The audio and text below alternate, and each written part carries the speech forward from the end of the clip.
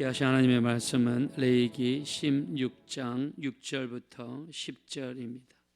레위기 16장 6절부터 10절 우리 한번 다 같이 합독하겠습니다. 시작.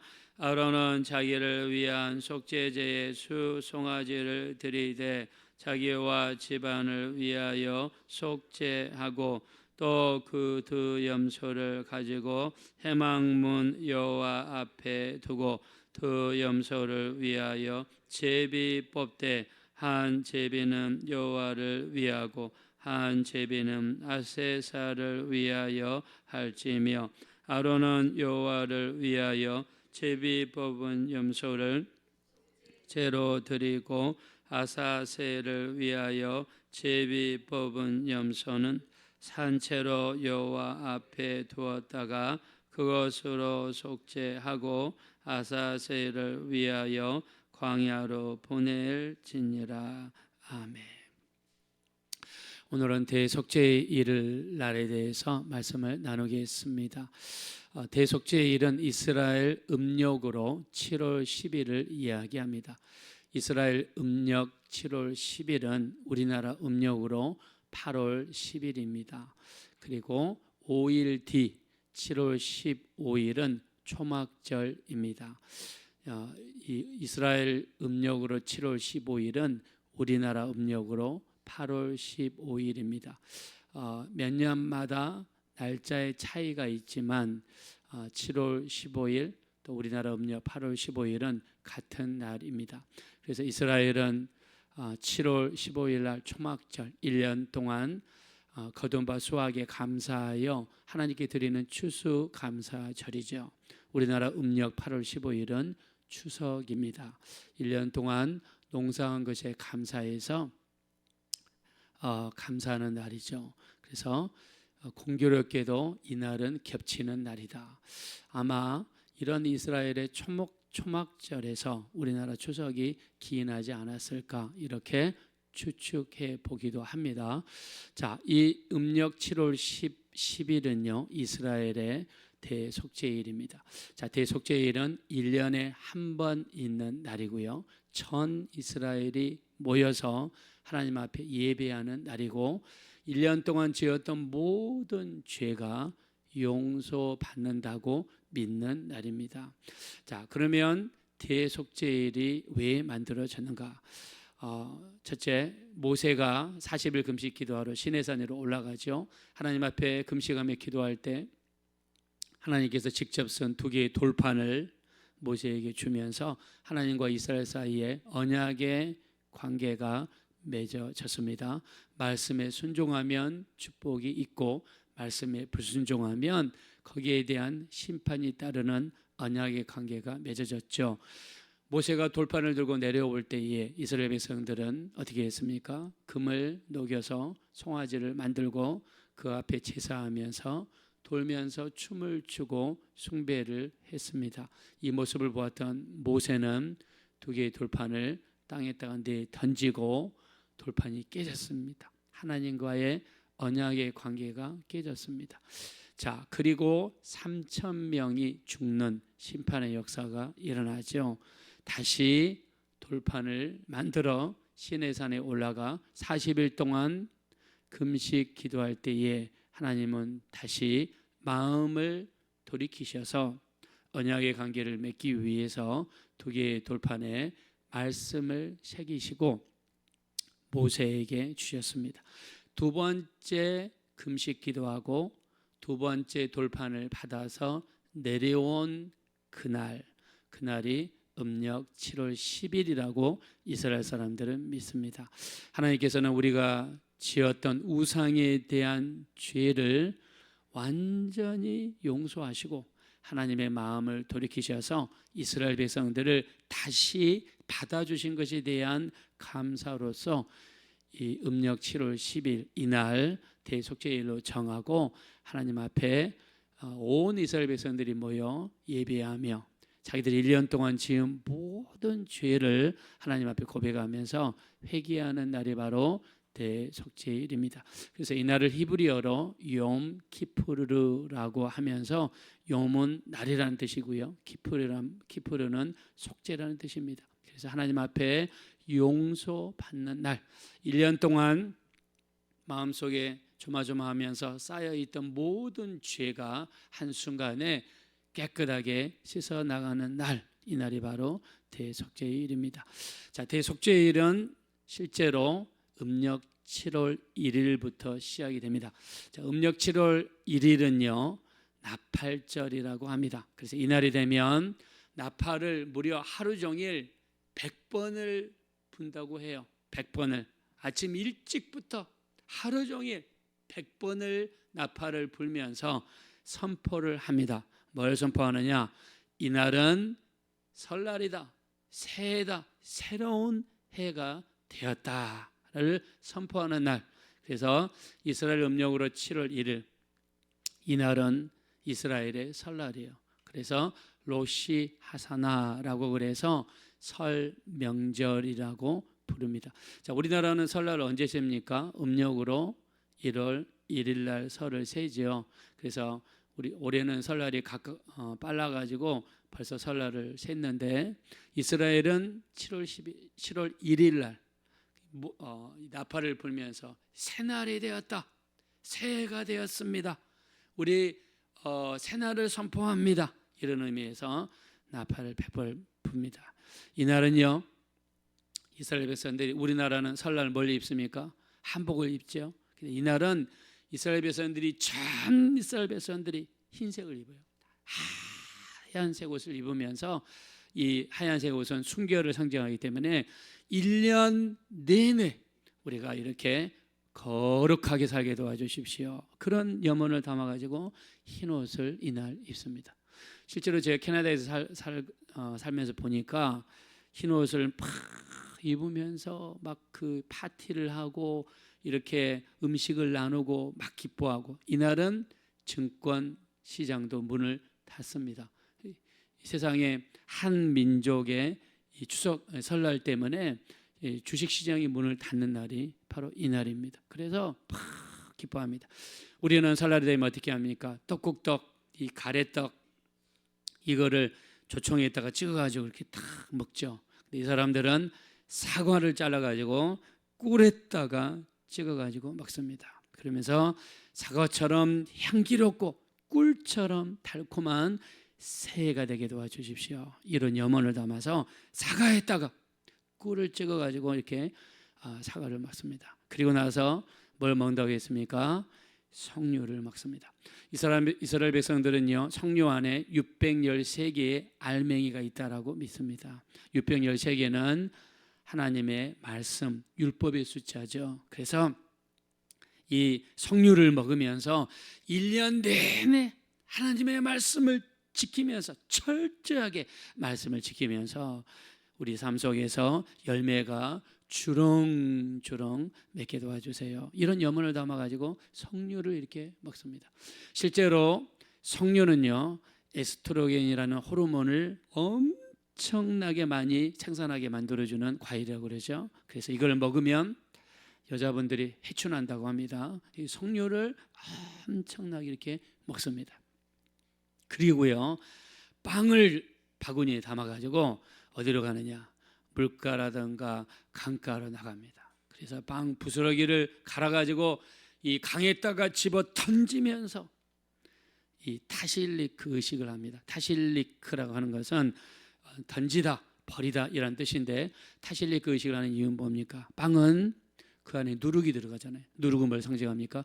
죄를 상징하잖아요. 그래서 죄를 상징하는 누룩이 들어있는 빵을 강에다가 냈다 던지면서 내게 있는 모든 죄는 물러가고, 그리고 죄에서 멀어지고 깨끗한 삶을 살게 도와주십시오, 이런 심정으로 그냥 이 로시아사나 이스라엘의 설날이 되면은요 처음부터 끝까지 하나님을 의식하고 내 죄를 버립니다, 내가 열매를 맺게 도와주세요, 향기롭고 달콤한 새해가 되게 도와주세요, 순결한 삶이 되게 도와주세요. 이스라엘 백성들의 설날은요 처음부터 끝까지 누가 들어가냐면 하나님이 개입이 되는 거예요. 하나님이. 여러분 설날 하루 종일 우리 주님만 생각하고 주님만 의지하고 주님께 기도합니까? 우리가 전에는요, 제가 대학교 87학번인데요, 설날 양력으로 1월 1일이 되면요, 굉장히 많은 사람들이요 기도원에 가서 하루 종일 금식하고 1년을 맡기고 이렇게 사람들이 합니다. 요즘에는 너무너무 보기 힘들죠. 기도원 자체에 사람들이 안 모입니다. 여기 오산리 기도원, 우리 최자실 목사님 기념 기도원, 거기 가면은요, 옛날에는 사람들이 바글바글했어요. 요즘에는 사람들이 많이 없다라고 어떤 분 설교를 들어보니 그러더라고요. 저도 한번 가봤습니다. 운전하고 파주 한번 지나갈 때 가봤습니다. 사람들 옛날에 비해서 정말 사람들이 엄청나게 줄었더라고요. 자, 그래서 우리가 이 설날은요, 이스라엘 백성들은 오직 하나님만 생각한다. 자, 근데 그 다음에 이스라엘 백성들이 설날 7월 1일부터 7월 10일까지 열흘 동안 하는 일이 있습니다. 자, 탈무드 기록에 보면 이날은 심판의 날이라고 생각합니다. 7월 1일 이스라엘의 설날을 심판의 날이다. 그래서 나팔을 100번을 부를 때에 기쁘고 즐거워하지만 한편으로 하나님의 심판이 이르렀다는 경고성 나팔도 된다고 그래요. 그래서 탈무드에 보면 이때 하나님께서 이스라엘 백성들의 세 부류로 나눈다고 합니다. 첫째, 의로운 사람들. 두 번째, 악한 사람들. 세 번째, 어정쩡한 중간에 있는 사람들. 그래서 의인들은 생명록에다가 기록하고 악인들은 행위록에다가 기록해서 심판을 기다려야 되고, 중간에 있는 사람들은 어느 쪽에도 기록되지 않고 어정쩡한 상태로 남아있다라고 이스라엘 백성들은 생각한다고 그래요. 그러면 의인들은 하나님 말씀에 순종해서 말씀을 철저히 지키는 자들이죠. 생명록에 기록이 되니까 당연히 구원이 있겠죠. 악인들은 수많은 죄를 지었기 때문에 행위록이 기록이 되어서 심판을 받게 되겠죠. 근데 중간에 어정쩡한 사람들은 이쪽도 아니고 저쪽도 아니라고 받아들인대요. 그래서 7월 10일 열흘 동안을 참회의 10일이다. 참회에 회개하는 10일이다. 이렇게 받아들이고요. 7월 1일부터 7월 10일까지 1년 동안 지었던 모든 죄들을 하나님 앞에 내려놓고 하나님 앞에 회개를 시작한다고 합니다. 무려 10일 동안 하나님, 내가 1월 달에는요 이런 죄를 지었고요, 또 몇 월 달 며칠에는요 어떤 죄를 지었고요 하면서 하나님께 모든 죄들을 철저하게 내려놓고 회개하고 10일 동안 눈물로서 하나님 앞에 회개를 한다고 그래요. 그리고 7월 10일 날 제사장이 2개의 염소를 고릅니다. 그래서 한 염소에다가 안수를 하고 그리고 그 염소를 잡습니다. 그리고 그 피를 가지고 지성소에 들어가서 지성소 위에다가 한번 뿌리고 지성소 앞에다가 7번 피를 뿌립니다.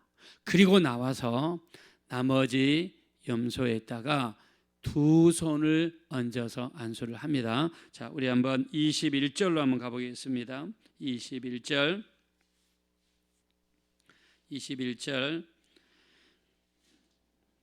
자, 다 같이 한번 우리 읽겠습니다. 시작. 아론은 그의 2손으로 살아있는 염소의 머리에 안수하여 이스라엘 자손의 모든 불의와 그 범한 모든 죄를 아뢰고 그 죄를 염소의 머리에 두어 미리 정한 사람에게 맡겨 광야로 보낼지니. 아멘. 자, 대속죄일날 염소 2마리를 잡습니다. 하나는 죽이는 용으로, 피를 흘리는 용으로 잡아서 지성소에 들어가 뿌리고 나온 다음에 나머지 염소가 있지 않습니까? 거기다가 2손을 얹어서 간단하게 회개하는 것이 아닙니다. 여기 뭐라고 그랬습니까? 이스라엘의 모든 불의와 그 범한 모든 죄를 아뢰고 그랬습니다. 성경에서는 그냥 간단하게 통칭해서 싸잡아서 이스라엘의 죄를 용서해 주기 한 번에 한 것이 아니라 전체적으로 죄에 관련된 모든 항목을 하나 둘 셋, 예를 들면은 우리 십계명에 있죠. 우리 하나님 외에 다른 것을 회개합니다. 우상을 만든 것을 회개합니다. 하나님의 이름을 욕되게 한 것을 회개합니다. 안식일을 지키지 못한 것을 회개합니다. 부모를 공경하지 못한 것을 회개합니다. 살인한 것을 회개합니다. 간음한 것을 회개합니다. 도둑질한 것을 회개합니다. 또 거짓 증거한 것을 회개합니다. 탐낸 것을 회개합니다. 그리고 그 회개도 구체적으로 지은 죄를 염소 위에다가 두 손을 얹고 안수하고 모든 죄를 첨가시킨 다음에 그 염소를 광야로 보내버립니다. 그러면 그 염소는요, 광야에서 돌아다니다가 아니면 계곡에 떨어지거나 아니면 짐승에게 잡혀 먹거나 아니면 굶어서 죽든지 광야에서 죽어버리는 거예요. 광야로 그 아세살 염소를 보낼 때 이스라엘 백성들은 환호를 한다고 그래요. 이제 드디어 우리 죄가 저 염소에게 전가되었구나. 내가 1년 동안 지었던 모든 짐을 저 염소에게 전가되었구나. 나는 이제 해방이다. 나는 이제 자유다. 이제 나는 악인도 아니요, 중간에 속한 자도 아니요, 이제 의인이 되었구나. 내 이름은 생명록에 기록이 되었구나 하면서 기뻐하고 즐거워하는 날이 대속죄일이라고 합니다. 할렐루야. 얼마나 기쁘겠어요. 어정쩡한 곳에 속해서 이 생명록에도 기록되지 못하고 그냥 어정쩡한 상태에 있다가 내가 드디어 내가 열흘 동안 내 모든 죄를 다 회개했다. 나 이제 내 죄가 저 염소에게 다 전가되었다. 저 염소가 내 죄를 짊어지고 이제는 내게서 떠나버렸다. 나는 이제 자유다. 나는 이제 의로운 자가 되었다. 나는 이제 생명책에 기록되어서 구원의 반열에 올랐다 라고 하면서 이스라엘 백성들이 기뻐한다고 합니다. 자, 근데 오늘 여러분과 나누고 싶은 말씀은 아사셀입니다. 아사셀을 위하여 광야로 보냈다. 자, 염소 하나는 하나님께 드리고 하나는 이게 우리 구약의 논란이고 논쟁입니다. 자, 세 가지 견해가 있습니다. 첫째, 아사셀을 위하여 광야를 보냈다는 말은 광야에 살고 있는 사탄에게 보냈다라고 해석하는 사람들이 있다고 해요. 그래서 아세사를 마귀나 사탄으로 해석하는 사람이 있습니다. 자, 근데 우리가 성경 어디에도 우리가 이 이스라엘 백성들이 마귀에게 바치기 위해서 염소 희생양을 바친다는 데는 하나도 찾아볼 수가 없습니다. 성경 전체의 맥락으로 볼 때 마귀나 사탄을 해석하는 것은 무리가 있다. 두 번째, 아사셀을 위해 보낸다고 할 때 아사셀의 지명으로 이해하시는 분들이 있다고 해요. 자, 그래서 저도 찾아봤습니다. 성경 아사셀이라는 지명이 있는가? 옛날 성경 개역 한글, 지금 우리가 쓰고 있는 개역 개정, 또 최근에 나온 우리말 성경, 쉬운 성경, 새번역 성경 다 찾아봐도 지명으로 아세살이 없어요. 영어도 찾아봤습니다. 킹 제임스 버전, 그 다음에 NIV 성경, NASB 또 다 찾아봤는데도 지명으로 쓰는 데가 없어요. 그래서 지명으로 아사셀을 쓰는 것은 좀 무리다. 근데 아사셀을 히브리어로 풀어보니까 아사셀 복합어인데요. 첫째, 에츠라고 하는 히브리어. 에츠는 뭐냐면 염소라는 뜻입니다. 에츠라고 하는 염소를 의미하는 이 단어와 아잘이라는 말은 버림받다 또는 희생하다 이런 뜻을 가지고 있는 히브리어인데요. 에츠와 아잘의 합성어가 아사셀입니다. 우리나라 말로 하면 버림받은 염소, 속지 않은 염소 이런 뜻을 가지고 있습니다. 그래서 아사셀을 우리가 어떻게 해석하는 게 좋냐? 대부분의 사람들, 신학자들은 희생양이라고 해석을 합니다. 희생양을 위하여, 완벽한 속죄를 위하여. 그래서 아사셀을 위하여 이런 뜻은 완벽한 속죄를 위하여 이렇게 해석하는 것이 어떤 마귀나 어떤 존재나 어떤 지명으로 해석하기보다는 아사셀을 위하여 이 전체 이 우리 단어를 그냥 완벽한 속죄를 위하여 이런 뜻으로 해석하는 것이 좋다고 합니다.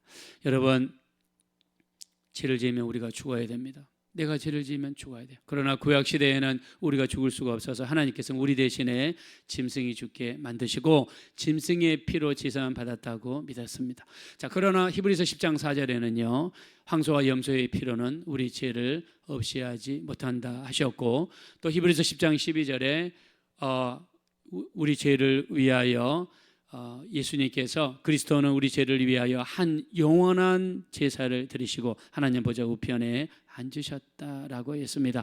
그래서 이 제사를 완성하시기 위해서 내가 죄를 지으면 내가 죽어야 되는데 누가 오셨습니까? 우리 예수님께서 이 땅에 오셔서 내 모든 죄, 내가 지금까지 지었던 모든 죄, 앞으로 잠재적으로 지을 수 있는 모든 죄를 짊어지시고 2000년 전에 주님이 그 우리 죄를 상징하는 십자가를 지시고 빌라도 법정에서 사형 선고를 받으시고 십자가를 지시고 골고다 언덕으로 올라가셔서 우리 죄를 짊어지시고 십자가에서 돌아가셨고 그 흘리신 보혈로 우리 죄를 용서하여 주셨습니다.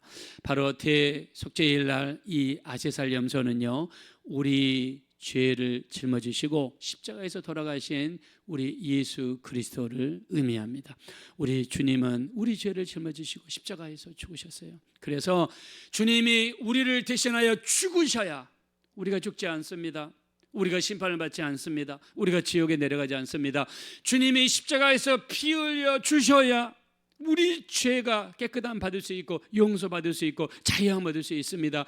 그리고 주님께서 3일 만에 부활하셔서 이제 만왕의 왕 만주가 되셨고 그 주님을 의지하는 자마다 승리할 수 있는 길을 우리 모두에게 열어주신 줄로 믿습니다. 그래서 우리 주님은 이 모든 일을 감당하시기 위해서 대꾸하지도 아니하셨고 대들지도 아니하셨고 잠잠히 묵묵하게 걸어가셨습니다. 우리 이사야서 53장 5절을 보니까 그가 찔림은 우리 허물 때문이요 그가 상함은 우리 죄악 때문이요 그가 징계를 받음으로 우리가 평화를 누리고 그가 채찍에 맞음으로 우리가 나음을 입었도다. 우리는 다 양 같아서 각기 제각길로 갔거늘 여호와께서는 우리 모두의 죄악을 그에게 담당시키셨도다. 그가 곤욕을 당하여 괴로울 때에도 입을 열지 아니하였으며 도수장으로 끌려가는 어린 양과 털 깎는 자 앞에 참잠한 양같이 입을 열지 아니하였도다라고 말씀했습니다. 주님은 이 길을 가셔야만 이 길이 생명의 길이요 죄 용서받는 길이요 우리를 자유케 하시는 길이요 마귀의 수중에서 끄집어내시는 길이요 이 험한 영적인 전쟁에서 승리할 수 있는 길이기 때문에 주님은 그 모진 핍박과 채찍과 비웃음과 조롱 침뱉음을 당하여도 생명의 길 대신 이 길로 가셨기에 우리가 구원에 이르게 된 줄로 믿습니다. 우리의 구원이 되신 예수님, 우리 주님은 우리를 위해서 큰 희생양이 되셨습니다. 그래서 아사살 염소를 영어로 스케이프 고트라고 그러는데 이거를 희생양이라고 해석할 수 있습니다. 우리의 희생양 되신 예수님이 우리를 대신하여 죽으심으로 은혜가 되었습니다. 우리 사순절 기간 동안 정말 더 주님을 생각하고 주님을 더 의지하고 그분의 흘리신 보혈을 의지하고 그분의 이름을 의지하셔서 깊은 기도의 관계에 맺으시고 그리함으로 승리의 역사 여러분 가운데 이루게 되시기를 예수 이름으로 축원드립니다. 이 시간 기도하실 때 참으로 우리의 희생양 되신 예수님 우리 죄를 짊어지시고 십자가에서 죽으시고 부활하심으로 우리에게 생명과 우리 용서와 그리고 구원의 길로 인도해 주셨습니다. 우리의 속죄양 되신 예수님 더욱더 의지하고 주님과 깊은 교제 이루어지게 도와주시고 우리 예수님을 의지함으로 이 험한 영적인 전쟁에서 승리할 수 있는 우리가 되게 도와주시고 무엇보다도 주의 말씀을 마음에 새기고 순종할 수 있는 우리가 될 수 있도록 도와주십시오. 우리 합심으로 간절히 기도하겠습니다. 돌아오시고 아버지 하나님 진심으로 감사합니다. 우리 하나님 우리를 불쌍히 여겨주시고 우리 하나님 우리를 긍휼히 여겨 주십시오. 우리 예수님께서 가신 그 길은 고난의 길이고 또 힘들고 어려운 길이었지만 그 길만이 우리 죄가 용서받는 길이었고 그 길만이 우리가 구원에 이르는 길이었고 그 길만이 하나님께로 갈 수 있는 생명의 길, 축복의 길이었기에 우리 주님께서 곤욕을 당하여 괴로울 때에도 입을 열지 아니하였으며 마치 도수장으로 끌려가는 어린 양과 털 깎는 자 앞에 참잠한 양같이 입을 열지 아니하였습니다. 그가 사람들로부터 욕을 받으시고 또 침뱉음을 받으시고 어려움을 당하셨을 때 우리 주님은 우리 생명의 길을 위해서 잠잠히 걸어가셨습니다. 주님의 가신 길이 우리에게 구원이 되었고 생명이 되었고 우리의 승리가 되었습니다. 우리 주님을 더욱더 의지합니다. 예수님을 더 의지합니다. 우리 주님과 더 깊은 교제가 이루어지기 원합니다. 우리 하나님 우리의 기도를 축복하시고 우리의 말씀을 축복하셔서 날마다 주의 말씀을 마음에 새기고 승리할 수 있는 우리 모두가 될 수 있도록 인도하여 주시옵소서.